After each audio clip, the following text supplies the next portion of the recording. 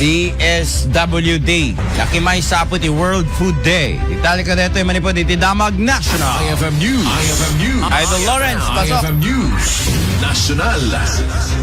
Kagidante pa nakaselebrar ti World Food Day ket nakimay sa ti DSWD iti agtultuloy ang panag-implementar kadagiti programa, serbisyo ken advokasya amang palpas ti panagbisin ken papigsaen ti seguridad dagiti makmakan iti tunggal pamilya. Iti panagdaulo ni Secretary Rex Gatchalian ket napalawa pa iti walang gutom program tapno maipasigurado ti nasustansya ken umno amakan iti kadalamisaan ti kada pamilya. Na iyo na ti reducing food insecurity ken undernutrition with electronic vouchers when no refuel project tapno may kandito tulong dagiti pamilya ang maibilang a low-income household.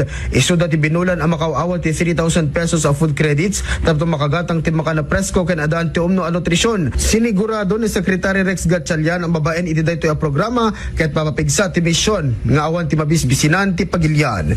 Para iti IFM News, Idol Lawrence Martinez, Tatak, RMN.